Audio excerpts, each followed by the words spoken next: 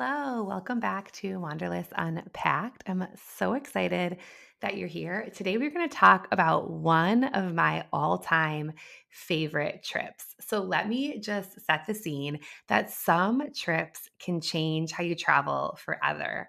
This trip, I was introduced to intentional adventure. So, it all started with a 24-hour layover in Istanbul, Turkey that turned into one of my favorite travel memories. We intentionally decided to book our flights with a long layover. We were flying from San Francisco, my friend Yana and I. We were on summer break. We both worked in education.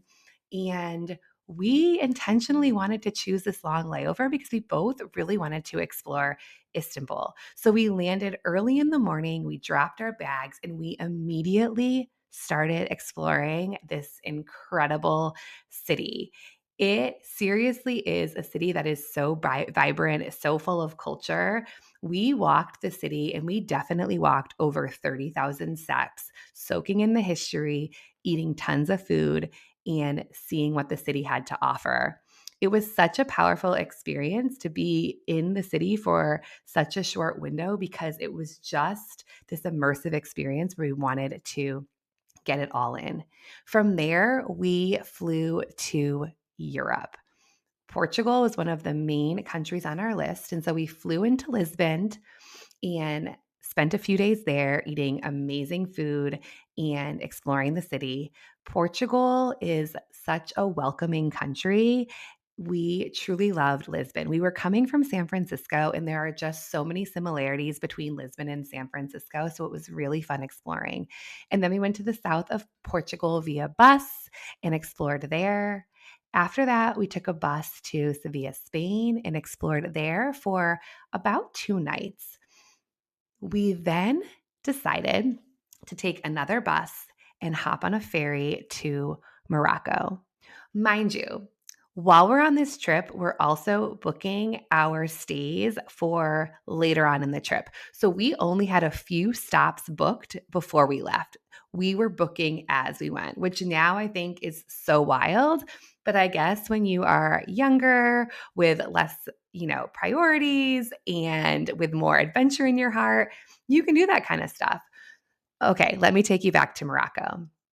Seriously, Morocco was unreal. We started in Chefchaouen, which is this beautiful blue city. And to be honest, we almost missed our train to Fez. We were chatting with someone who owned a shop there. We were drinking tea and we were just having such a great time. We literally almost missed our bus or train. Like, we probably were running onto the train with our luggage.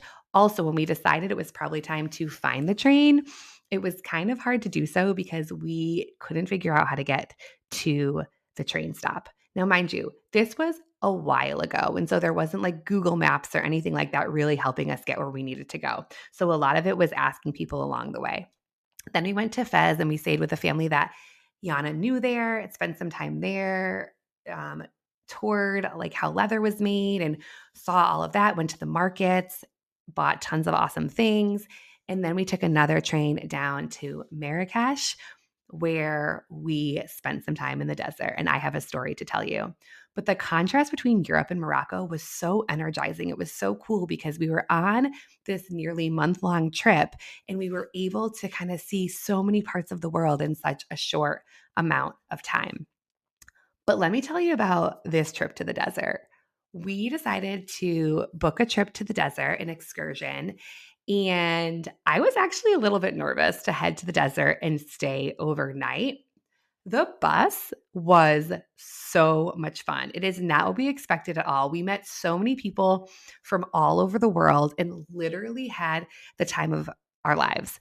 If someone asks me till this day the hardest I've ever laughed or the most fun I've ever had, I think back to that bus ride all the time. Like, it was tummy laughs, like literally crying, and you were just laughing so hard that even when it was time to stop laughing, you couldn't. Like, it was so much fun. We then decided to obviously go to the desert. So we rode camels in to where we were sleeping. We slept in this really cool tent, and it was just such a freeing and grounding experience. We rolled on the hills in the desert, getting all that soft sand everywhere. And it was just one of those moments where there was such human connection. At that point, even, I feel like Instagram wasn't as big of a thing, or TikTok wasn't even a thing. It doesn't even exist yet. So we were just so present, and it was so fun. And when I think back on those memories, I just have such a fond memory of this trip and these experiences. And we really spent time balancing this idea of like wanting to see all the tourist sites, but also wandering and really saying yes to these spontaneous moments. So after the incredible desert trip, we headed back to Marrakesh, did more shopping because you all in Morocco, you have to bring an extra suitcase. There is so much incredible leather, so much incredible fabrics. There's tons and tons of shopping that you can do, and the food is delicious. If you don't know by now, I'm a little bit of a foodie, and I just part of my love for traveling has to do with being able to try all different foods and have them be authentic and yummy and just something that you'll remember forever. Okay. After Marrakesh, we then flew to Barcelona. So we ended up in Barcelona just soaking up the Mediterranean. We drove up the coast for a little bit. One day we were like, let's go get dinner in France. We're close. And we drove up even further and got dinner in France and then drove back and just had the time of our lives. Yana was dancing salsa at that time. We went to a salsa festival. Now love dancing salsa, but I didn't know how to dance salsa at the time, but it was still so much fun. And so you might be like, okay, Annie, that's amazing. Now you might even be thinking, okay, Annie, now can you book me to Portugal, Morocco, Spain, like all the places? And I'm like, yes, I can, because I've been there and I can tell you all the awesome things to do. But this trip stands out as a trip of the lifetime because we had such a combination of planned travel, but it really wasn't planned. It was also spontaneous. And so traveling kind of over planned sometimes can feel less fun because you don't have the freedom of just letting life happen and seeing how it unfolds. And so this is your encouragement today that you don't have to have every single detail planned out when you're traveling.